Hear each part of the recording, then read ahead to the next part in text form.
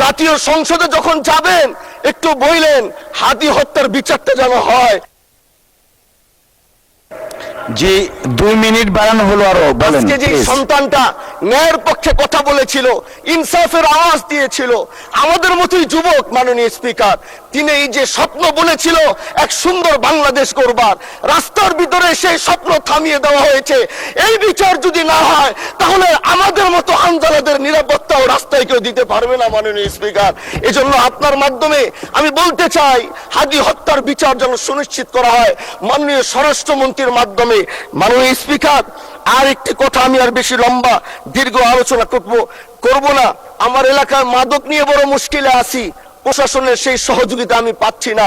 একদিক থেকে আমি নিজে মাদক বিরোধী সংগ্রামে নিজে রাস্তায় নেমে মাদকের বিরুদ্ধে আমি নিজে অভিযান চালিয়েছি। এবার তাদেরকে একদিক থেকে ধরে যখন প্রশাসনের কাছে ইয়াবা সহ গাঁজা সহ দেওয়া হয়, তখন তারা একদিক থেকে আসে কোর্টে চালান করে দেয়।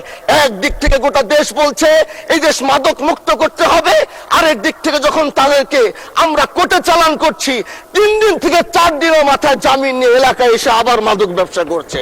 এই জন্য মাননীয় আইনমন্ত্রীকে বলবো, আপনি এই ইয়াবা গাঁজা যেই বড় বড় নেশাগুলো আমাদের দেশে বেশি সচরাচর চলছে, এই বিষয়ে আইনটাকে আরেকটু মজবুত যদি করবেন, তাহলে আমরা মনে করব আমরা এই দেশ আর এই সমাজটাকে আমরা হয়তো আগামীর বাংলাদেশ, আগামীর যারা যুবক, মাননীয় স্পিকার আপনার খারাপ লাগবে, যুবকগুলো গ্রামের তারা ধ্বংস হয়ে যাচ্ছে। আমাদের চোখের সামনে যখন একজন যুবক ধ্বংস হয়ে যায়, এটা অন্যরা মেনে নিতে পারলেও আমাদের পক্ষে মারা বড় কষ্ট হয়ে যায়। আমরা দেশটাকে বাঁচাতে চাই, আমরা আগামীতে ওরকম কিছু যুবক তৈরি করতে চাই যারা নেশা ধরবে না, তারা পড়াশোনা করবে, তারা দেশের জন্য ফিকির করবে।